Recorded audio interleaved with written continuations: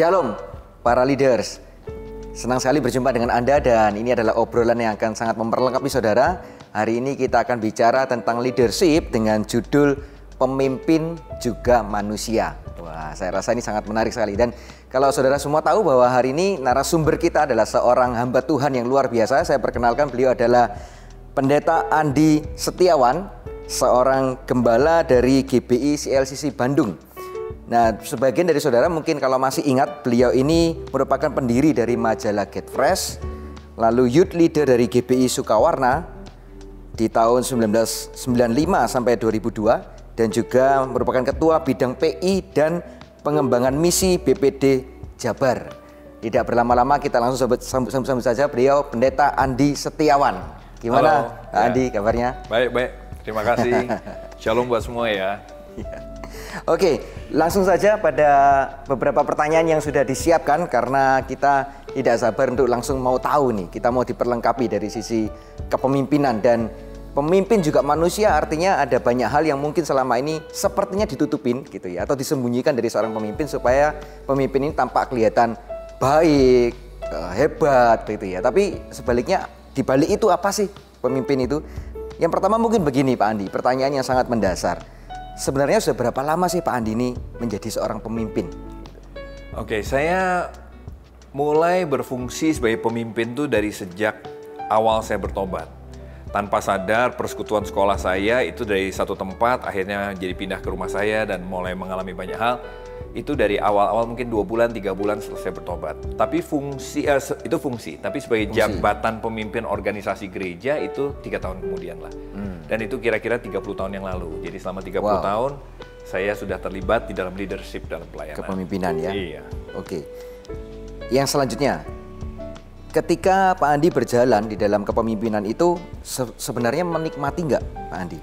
Mungkin bisa cerita ya Pak Andi. Secara jujur saya, mungkin kalau ada yang tahu cerita saya mengalami banyak hal dari dulu ya. Banyak hal yang banyak orang nanya ini, kenapa kok mau terus menjadi pemimpin? Tapi saya memang menikmati sekali sebagai pemimpin. Nah, kenapa saya bisa menikmati? Kalau menurut saya karena bukan cuma saya, tapi setiap kita kalau berjalan dalam rencana Tuhan atau berjalan dalam talenta yang Tuhan kasih sesuai dengan passion kita pasti menikmati. Dan saya berjalan di dalam talenta yang Tuhan kasih sama saya. Jadi saya enjoy gitu ya? Dengan segala masalahnya, tapi saya enjoy. Mungkin ada cerita-cerita yang 1-2 yang Pak Andi bisa angkat, menunjukkan bahwa Pak Andi menikmati dalam perjalanan memimpin. Kan menikmati itu tidak selalu kelihatan ketika kepemimpinannya itu berhasil gitu Pak ya, atau dalam posisi yang baik gitu. Ya, saya pernah ngalamin, yang paling saya senang kalau saya memimpin adalah waktu ngelihat orang berubah, bertumbuh, ya kan, dan orang mungkin, waduh thank you ya, nah itu semua rasanya semua senang. Tapi saya juga menikmati juga sih waktu lagi ada masalah, pusing, tapi nggak tahu kenapa menikmati. Kalau itu nggak ada, rasanya kok kayaknya kurang kerjaan, saya gitu ya. Jadi saya menikmati itu gitu. Jadi nggak ada rasa pingin quit atau pingin, udahlah aku nggak mau jadi pemimpin lagi gitu. Bisa dibilang hampir nggak pernah. Enggak ya? Kalaupun pernah, hampir nggak pernah lah. Pernah juga paling cuma semenit, 2 menit, maksudnya sejam 2 jam lagi bete, gue udahan aja deh.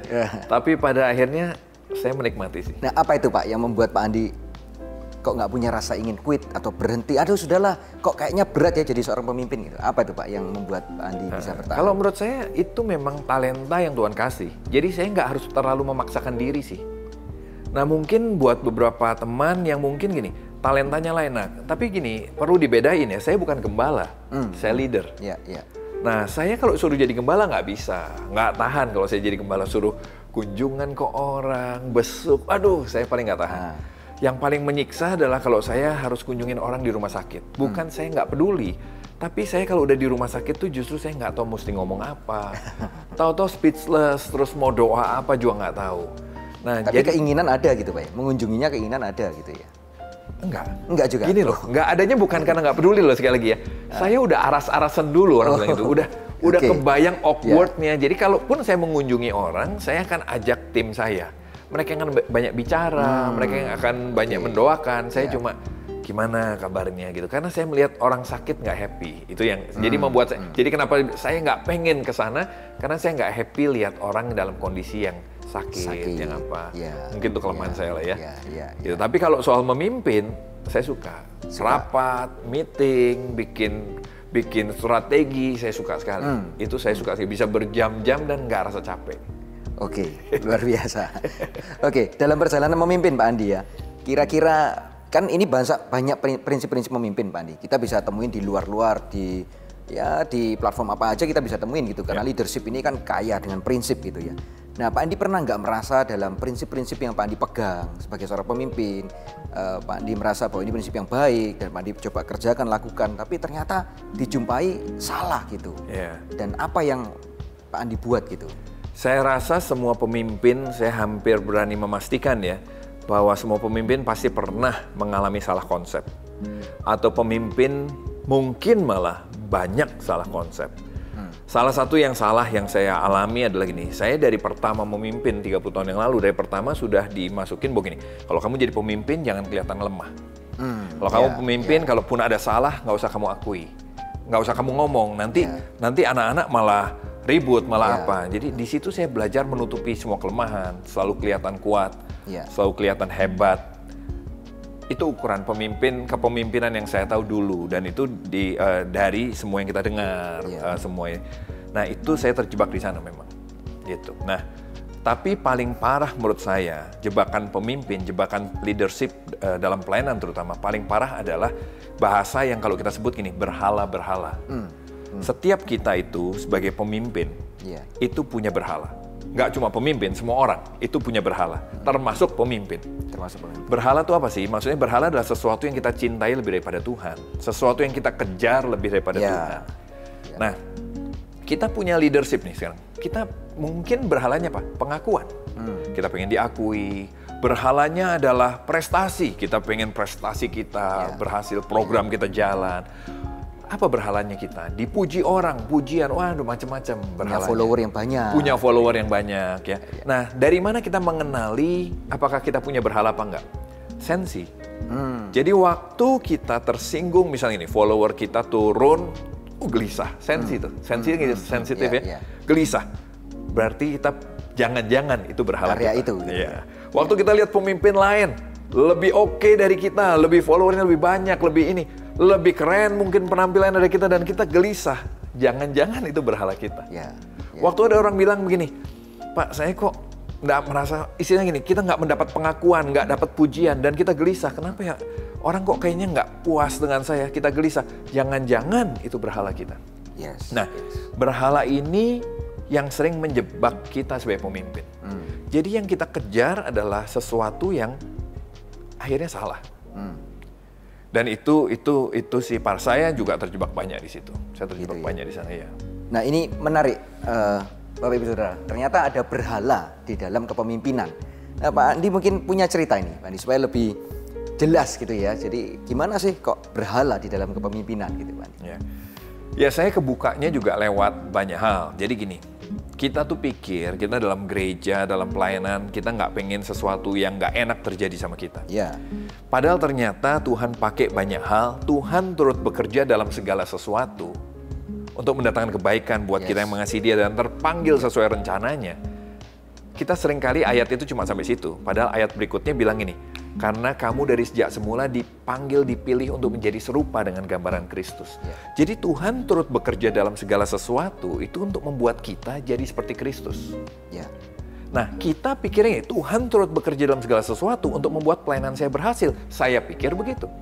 Tuhan turut bekerja dalam segala sesuatu untuk membuat pelayanan saya bisa memberkati banyak orang. Saya pikir begitu. Nggak salah juga, tapi yang utama bukan itu. Yang utama justru Tuhan mau membentuk kita. Nah, saya kebukanya kapan? Waktu saya ada dalam sebuah gereja sebelum di CLC sini ya. Itu jujur ngomong di situ saya mengalami banyak hal yang nggak enak ya. Dan saya marah waktu itu, marah sama, saya salah satu pemimpin di gereja itu dengan beberapa pemimpin yang lain, kira-kira kita berenam lah, tapi semua rata-rata 15 tahun di atas saya dan lebih. Saya diminta untuk gabung, saya berdoa untuk bergabung, saya mendapat konfirmasi dari Tuhan juga untuk bergabung, tapi dari sejak tahun pertama, saya 11 tahun di sana, dari sejak tahun pertama saya mengalami banyak hal yang gak enak. Ya mungkin yang kita sebut politik gereja lah dan semuanya. Saya, aduh udah dikerjain abis lah. Betul-betul dikerjain abis. Ya, Antara dikerjain dengan proses agak tipis ya Pak Andi? Iya. Dikerjain atau proses. Tapi saya betul-betul, wah udah itu betul-betul banyak drama ya. Tapi banyak orang nanya gini, bahkan banyak pendeta senior datang, terus mereka bilang, keluar dari sini, ya kan, dari sini. Tapi kenapa saya nggak keluar? Sebab ada satu cerita di awal-awal itu. Waktu awal-awal saya melihat terlalu banyak politik dan saya betul-betul hanya dimanfaatkan di awal untuk kemudian mau disingkirkan. Itu dari pengakuan, akhirnya terungkap dari cerita-cerita dari mereka sendiri juga. Saya sakit hati. Saya sakit hati sama mereka, sama pemimpin-pemimpin yang lain, dan saya sakit hati sama Tuhan. Saya marah sama Tuhan sampai saya jujur, saya maki-maki Tuhan. Saya maki-maki Tuhan kenapa? Sebab saya bilang ini, Tuhan ini gereja kan engkau kepalanya. Kurang apa aku tulus nih? Wah itu ceritanya saya merasa tulus tuh. Kurang apa aku tulus? Aku nggak miring-miring, nggak cari uang, nggak begini dalam pelayanan. Bahkan nggak ambil uang dalam pelayanan. Kenapa Tuhan nggak bikin jalan saya mulus? Kita pikir kalau tulus, jalan mulus. Kan gitu ya. Ternyata enggak. Terus saya protes, kenapa banyak yang licik-licik, kenapa malah berkembang, malah gini. Ini antara dua nih, antara engkau nggak becus sebagai pemimpin atau engkau ini memang nggak ada. Tapi arah ke Tuhan ini ya? Ke Tuhan, yang saya bilang nggak becus itu Tuhan. Malah sebetulnya, ya terus terang saya ngomongnya bukan nggak becus, antara engkau bego atau engkau tidak ada. Minta maaf Tuhan gitu ya. Tapi saya cerita apa adanya, itu yang terjadi selama 1 tahun lah. Dan saya sengaja cari-cari sama Tuhan, dan saya bilang kalau engkau memang ada, kena sok buat sekarang aku masuk neraka. Sekarang, jangan nanti, sekarang aja. Tapi terus Tuhan sabar ya gitu ya. Tuhan nggak bikin tahu-tahu ada geledek nyambar saya ya, nggak tahu. Tuhan sabar sekali, mungkin malaikat sudah mau marah, tapi Tuhan tetap sabar. Sampai satu kali cuma lewat sebuah lagu, orang yang nantang-nantang Tuhan ini nangis di jalan, dan saya minggir. Lagunya simpel sekali, bilang ini, kembalilah anakku sayang, aku ingin cepat kau pulang. Kira-kira begitu ya. Saya minggir nangis, saya bilang, Tuhan aku pulang. Kadang-kadang segampang itu sih kita dijamah lagi. Kita bisa pahit, kita bisa kecewa, kita bisa marah. Tapi semudah itu juga ternyata Tuhan membawa kita kembali lagi. Nah setelah saya kembali, saya tanya sama Tuhan banyak hal. Tuhan, aku mau nanya ya, kenapa sih pendeta-pendeta begini nggak kau bikin masuk neraka aja? Saya nanya. Ini pernyataan jujur nih Pak. Jujur, iya dong. Terus saya bilang gini, karena gini, mereka yang menghalangi gereja. Kan ini kalau jemaat tahu, kecewa lah. Ya kan? Dan Tuhan, ini bukan sedetik 2 detik ya, pergumulan yang mungkin beberapa bulan dan semuanya, setiap pertanyaan itu beberapa waktu. Dan Tuhan jawab jelas di hati saya. Kenapa saya tahu itu Tuhan? Karena nggak terpikir di pikiran saya. Tuhan jawab gini, bisa sih Andi, aku bikin mereka masuk neraka. Cuma masalahnya aku kan harus adil. Kalau mereka masuk neraka, kamu juga. Karena kamu nggak lebih bagus dari mereka. Dan waktu Tuhan bicara begitu, saya tahu semua kekurangan saya tahu semua kelemahan dan dosa saya, dan saya juga tahu saya maki-maki Tuhan, dan Tuhan, mereka nggak pernah maki-maki aku, itu yang pasti. Kamu maki-maki aku. Jadi Tuhan nanya, boleh nggak sama seperti aku mengampuni kamu, aku mengampuni mereka? Sama seperti aku sabar sama kamu, boleh nggak aku sabar mereka? Oh itu saya nangis dan saya bilang, boleh Tuhan. Di situ saya nggak lagi marah sama teman-teman saya yang lain. Senior-senior saya, kenapa? Ternyata mereka nggak lebih jahat dari saya. Ternyata saya sejahat mereka, bahkan lebih jahat. Sama-sama punya kekurangan, dan modal kita cuma sama. Kita cuma diampuni aja. Saya diampuni, mereka diampuni. Terus kenapa kalau saya boleh punya kekurangan yang sedang dalam proses penyempurnaan, mereka kenapa harus sempurna langsung? Kenapa saya menuntut senior saya harus sempurna di sisi? Iya ya, saya nggak fair. Itu satu. Dalam perjalanan saya difitnah macem-macem, sampai saya pernah bilang ini, Pak, Bapak kan tahu kita sama-sama nggak sentuh uang, Pak. Sistem keuangannya sangat bagus, tapi mereka membiarkan saya diisukan korupsi, dan Bapak kan tahu. Kita sama-sama nggak bisa pegang uang, Bapak tahu loh, sistemnya begitu bagus. Dia cuma diam aja, lihat mata saya dan diam saja. Senyum enggak diam saya sampai, ini maksudnya apa dia? Padahal yang sakit sini nih Pak. Iya, nah itu dia. Terus Tuhan tanya lagi, saya dalam bawa protes sama Tuhan kan, terus Tuhan saya sakit loh. Tuhan cuma tanya gini, kenapa kamu sakit? Nah di situ saya merasa ini Tuhan pertanyaan suka aneh-aneh ya. Antara Tuhan pura-pura nggak ngerti atau Tuhan nggak ngerti beneran sih, kira-kira begitu ya. Terus saya bilang ini, Tuhan, aku kan hambamu, hamba. Terus aku perlu nama baik supaya aku bisa menceritakan tentang Tuhan kepada orang lain. Toto jelas sekali Tuhan bilang di hati saya, untuk melayani aku kamu tidak pernah perlu nama baik. Untuk melayani aku kamu tidak pernah perlu nama baik. Kamu bisa pergi ke kolong jembatan, kamu bisa pergi ke pinggir jalan dan melayani orang yang ada di situ. Tanpa mereka peduli siapa kamu. Tapi kalau yang kamu maksud adalah pindah dari panggung besar ke panggung besar lain, itu memang perlu nama baik. Nangis saya. Tuhan buka lagi boroknya saya ya. Saya pikir saya tulus. Tadi kan saya bilang, saya merasa saya tulus nih, hamba Tuhan tulus. Tuhan bukain saya nggak tulus. Yang saya maksud saya perlu nama baik, saya nggak pengen difitnah, saya nggak pengen diomongin yang jelek. Kenapa? Sebab saya pengen pindah dari panggung besar ke panggung besar lain. Dan itu pelayanan buat saya. Dan saya, aduh Tuhan sadis ya. Saya ada banyak udang di balik batu dan ada banyak sekali yang begitu-begitu. Tuhan bukain satu-satu lewat apa? Lewat peristiwa yang nggak enak di gereja itu. Di gereja, waduh. Jadi akhirnya kalau saya mau bilang, sampai hari ini saya mesti bilang saya berterima kasih sama teman-teman senior-senior saya di sana. Saya percaya pada akhirnya mereka bukan jahat. Saya juga, saya rasa nggak jahat. Tapi sometimes Tuhan bisa izinkan. Sama-sama orang baik, Tuhan izinkan aja nggak ketemu cara berpikirnya. Tuhan izinkan aja berbeda cara, berbeda gaya. Sampai akhirnya kita saling bergesekan. Dan ini yang bagus, saya protesnya, Tuhan, kalau kayak gini, kapan gereja berkembang? Kapan gereja bisa jadi berkat, memberkati orang luar sana? Di situ saya baru tahu visi saya untuk melihat gereja menjadi besar. Saya nggak bilang, saya nggak komentarin GMS atau kalian loh ya, ini saya nggak tahu kalian visinya apa, saya nggak tahu. Kalau buat saya gini, visi saya melihat gereja jadi besar, Tuhan, itu berbeda sama visi Tuhan. Tuhan bilang begini loh, kamu pengen gereja jadi besar, aku pengen kamu yang bertumbuh. Jadi kenapa gereja aku izinkan ada masalah? Sebab tujuanku adalah dari awal, kamu yang bertumbuh. Tuhan turut bekerja dalam segala sesuatu. Untuk apa? Ayat berikutnya, Roma 8 ayat 29 berikutnya bilang begini, supaya kamu menjadi serupa dengan gambaran anaknya. Jadi Tuhan bilang, dari sejak pertama, aku mau kamu ada di dalam wadahku ini, dalam organisasi ini, yang penuh dengan kelemahan ini, memang supaya kamu belajar apa artinya menjadi seperti Kristus. Apa artinya melayani dalam kondisi difitnah. Apa artinya waktu kamu melayani dalam kondisi tidak dihargai. Apa artinya waktu kamu melayani dan kamu sedang dikucilkan, waduh, ada banyak peristiwa terjadi. Dan itu yang membuat saya tidak keluar sama 11 tahun dari sana. Kenapa? Saya belajar banyak dari sana. Gitu. Saya masuk dengan merasa tulus, saya sadar saya ternyata banyak bulus. Gitu loh. Dan Tuhan izinkan semuanya terjadi karena Tuhan pengen membentuk saya yang jauh belum dewasa. Padahal saya pikir saya superhero tadinya. Saya pikir saya Superman tadinya. Kadang-kadang Spider-Man.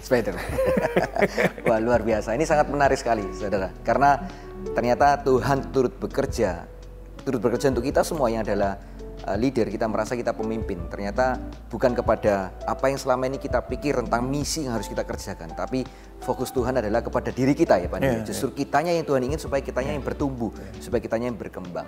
Ya itulah konsep salah dari leadership. Kan? Semua orang bisa salah, tapi saya juga bilang terutama leadership. Apa yang kita tuju dalam kepemimpinan kita, apa yang kita harapkan dalam kepemimpinan kita, sebetulnya tujuan akhirnya adalah kita yang dibentuk lewat pelayanan ini. Betul. Gitu, kira-kira gitu lah. Satu pertanyaan mungkin yang membuat saya penasaran ini Pak Andi ya. Setelah melewati ini semua, kan semua proses Pak Andi telah jalanin gitu ya. Pahit manisnya dan lain sebagainya. Lalu Pak Andi mengerti bahwa ini tujuannya adalah Tuhan membentuk sayanya gitu, bukan tentang yang lain gitu. Tapi setelah masa itu selesai, apa yang membuat Pak Andi menjadi seorang pemimpin yang tetap mau open ini Pak, terbuka dengan hal-hal yang pahit-pahit yang kemarin itu, yang harusnya mungkin kalau Pak Andi pokoknya selesai, dirasa lulus, katakan begitu Pak ya, nggak harus buka lagi kan, yang luka lama, ya sudah kita mulai lembaran yang baru, kata orang-orang begitu Pak. Apa yang membuat Pak Andi untuk mau terbuka sebagai seorang pemimpin? Kenapa saya mau terbuka? Kalau menurut saya adalah gini, kalau saya pribadi saya merasa konsep saya tentang leadership sudah berubah. Saya nggak bilang saya sudah lulus sih, saya rasa masih banyak hal yang harus Tuhan perbaiki dari saya. Masih ada banyak hal, termasuk hal-hal yang saya masih belum tahu bahwa saya sejelek itu. Saya belum sadar mungkin. Perlu bantuan Tuhan dan perlu bantuan teman-teman semua untuk menggesek saya kira-kira gitu. Untuk lihat, loh kok masih sensi di sini? Kalau masih sensi sekali lagi, jangan-jangan saya masih punya berhala di situ. Nah, jadi waktu konsepnya sudah berubah, hal-hal ini udah nggak lagi hal-hal yang harus kemarahan kita, kejatuhan kita, kegagalan kita, bukan lagi hal-hal yang harus disembunyikan, ditutupi. Iya, bahkan kesuksesan kita, keberhasilan, udah lagi bukan menjadi sesuatu yang perlu diceritakan. Ya. Kenapa? Saya mau bilang saya hebat, saya mau bilang saya jagoan, saya begini.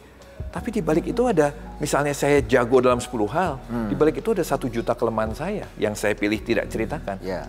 Saya lebih baik memilih gini, yuk ceritakan semua kelemahan kita dan bagaimana Tuhan menolong kita melewatinya. Ya. Karena pada akhirnya semua khotbah kita, semua cerita kita, semua hidup kita tuh kan ini. Kita pengen menceritakan siapa Tuhan kan? Ya. Nah izinkan dia yang jadi pahlawan kan? Ya, Jangan kita yang mau jadi pahlawan. Dia yang semakin kelihatan. Iya, disitulah gini. Kita semakin berkurang, Tuhan yang semakin bertambah. Sebetulnya di situ. Iya, iya. Nggak harus dibuat-buat sih, tapi memang kenyataannya begitu. Bahwa kekurangan kita sangat banyak. Ya. Tapi kadang-kadang kita tahu kekurangan kita ada tadi 1000 misalnya, kita memilih menceritakan 1 kehebatan kita yang cuma satu-satunya.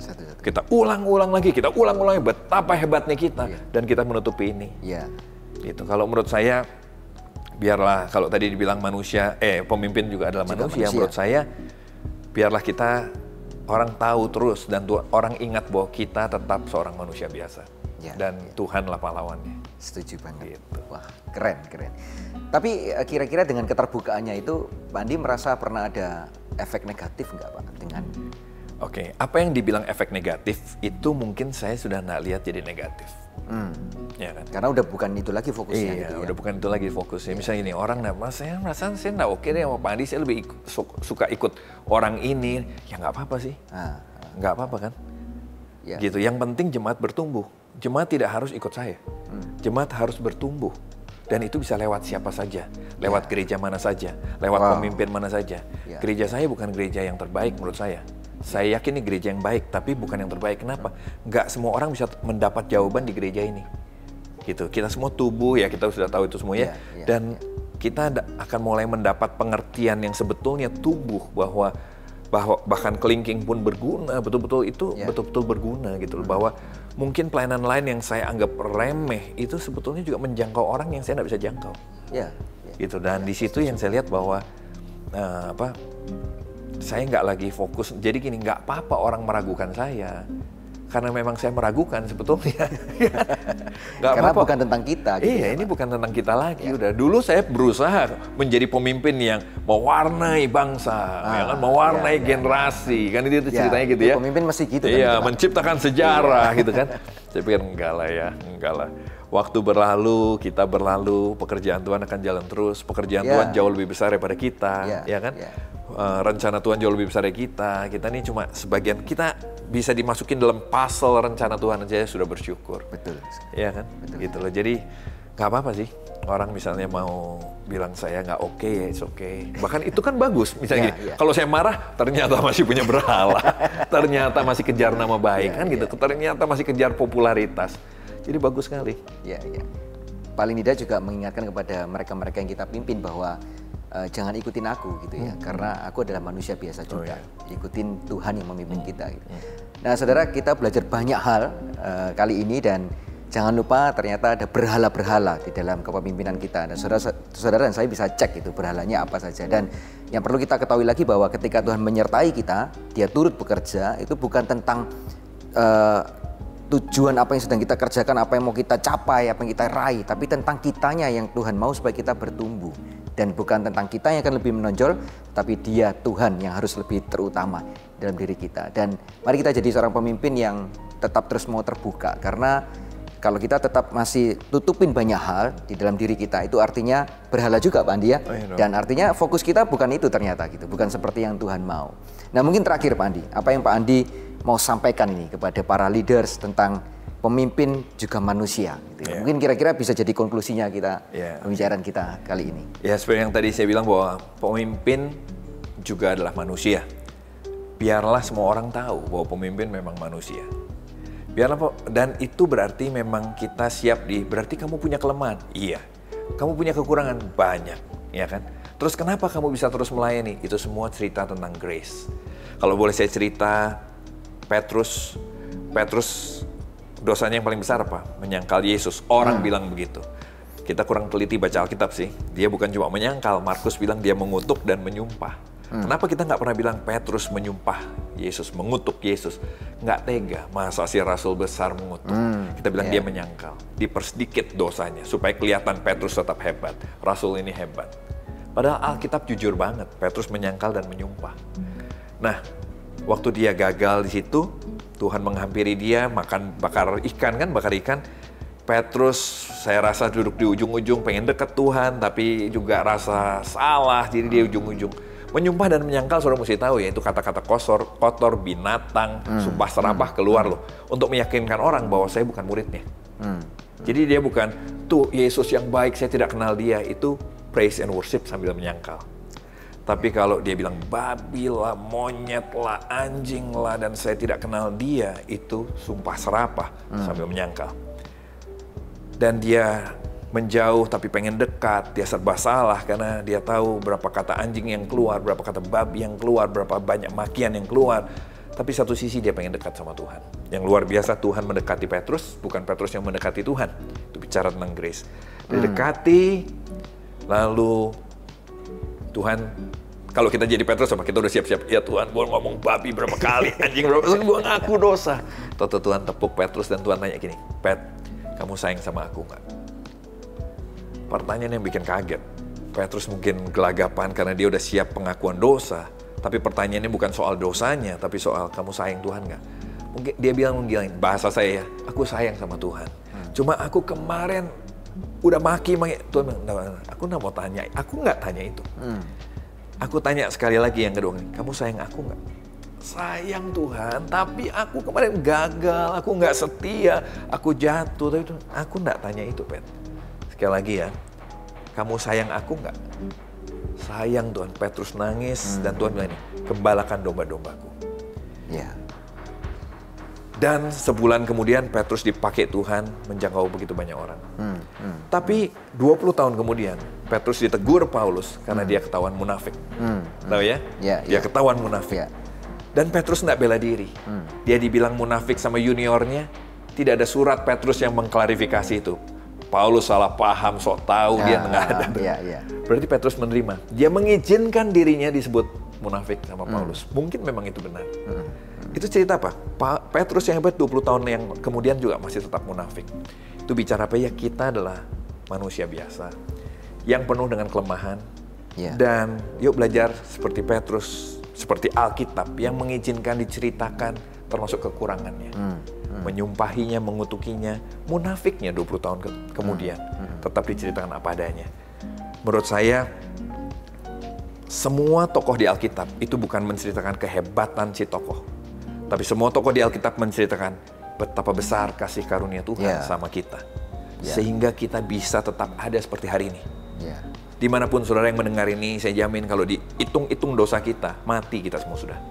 Nggak ada yang layak kita mimpin. Mau bawa firman, nggak layak, nggak pantas. Jujur aja, sebetulnya pasti kita di hati kecil mengakui itu. Tapi kenapa kita bisa seperti ada hari ini? Sama seperti Petrus bisa ada seperti itu. Paulus bisa ada. Daud bisa ada. Semuanya adalah karena grace. Semua ini cerita tentang betapa besarnya kasih Tuhan sama saudara dan saya. Gitu. Wah, luar biasa. Saudara, mari kita jadi seorang pemimpin yang tetap terus bukan memakai semakin banyak topeng untuk tampil di depan, tapi kita menjadi manusia yang apa adanya, tapi juga bukan berarti tidak mau berubah dan bertumbuh. Tapi mari kita semakin erat dengan Tuhan kita, semakin dekat, supaya kita semakin tajam dan tahu bahwa apa yang sedang Tuhan ingin kita bertumbuh, area mana Tuhan supaya kita berubah dan bertumbuh. Dan saya percaya ketika itu terjadi, kita bukan lagi seorang pemimpin yang seperti yang kemarin, tapi kita pemimpin yang sudah bertumbuh dan Tuhan akan bawa kepada level yang berikutnya. Dan saya percaya bahwa lewat apa yang kita kerjakan dengan yang apa adanya itu, biarlah dia semakin bertambah-tambah dan kita yang semakin berkurang dan nama Tuhan dipermuliakan. Sekian dulu podcast Leadership kali ini, dan nantikan podcast yang berikutnya yang tentunya akan sangat memberkati saudara semua. Dan terima kasih Pak Andi untuk bincang-bincangnya dan sharing banyak hal kepada kita semua, dan saya percaya berkat Tuhan ada pada kita. Tuhan Yesus memberkati.